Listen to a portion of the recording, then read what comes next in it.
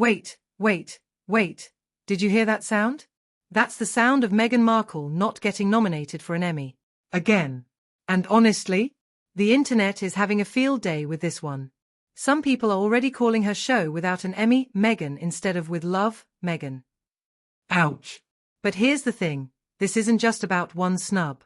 This is about a pattern that's becoming impossible to ignore. So the 2025 Emmy nominations just dropped, and surprise, Meghan's Netflix lifestyle show didn't make the cut. But before you roll your eyes and think here we go again, let me ask you something. When was the last time you watched a cooking show that made you genuinely excited about arranging fruit? Yeah, me neither. Look, I'm not here to throw shade just for clicks. I'm here because this whole situation perfectly captures something bigger about celebrity culture, Hollywood expectations, and what happens when privilege meets reality. So buckle up, we're diving deep into this mess. Let's start with the basics, because Emmy nominations aren't just handed out like participation trophies. To get nominated for Outstanding Limited or Anthology Series, your show needs to tell a complete, self-contained story. Think True Detective or The Queen's Gambit, shows with beginning, middle, end, and characters that stick with you long after the credits roll. Now, here's how Netflix describes Meghan's show. Meghan shares personal tips and tricks for hosting and adding more fun and thoughtfulness to the everyday. Does that sound like Emmy-worthy storytelling to you? Because to me, it sounds like every Pinterest board ever created had a baby with a basic lifestyle blog. Here's where it gets interesting. This isn't Meghan's first rodeo with disappointment. Remember the Harry and Meghan Netflix documentary series? Big budget, massive hype, Emmy campaign, and then nothing. Heart of Invictus? Same story. High hopes, celebrity buzz, industry silence.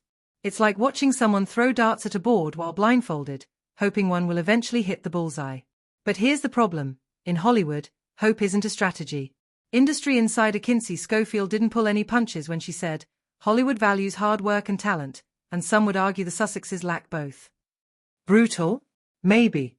Accurate? Well, let's look at the evidence. Their Netflix debut made waves, sure. But what about everything after?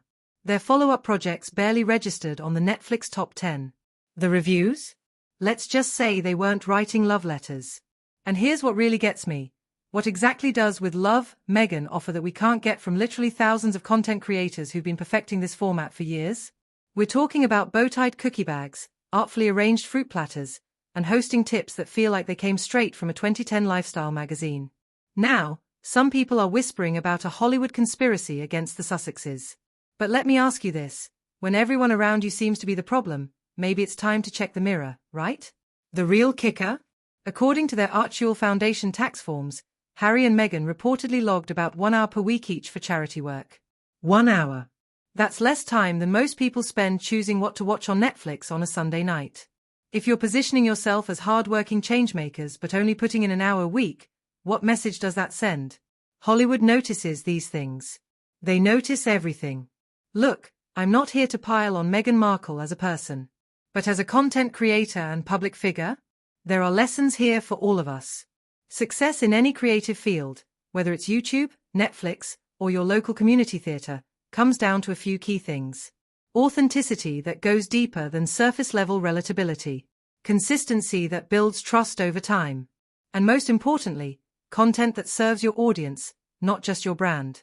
When your biggest selling point is look how relatable I am while living in a multi-million-dollar mansion, there's a disconnect that audiences can feel, even if they can't quite put their finger on it.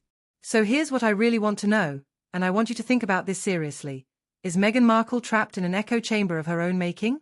Surrounded by people who tell her everything is brilliant when maybe, just maybe, it's not? Or is there really some Hollywood conspiracy keeping talented creators from recognition?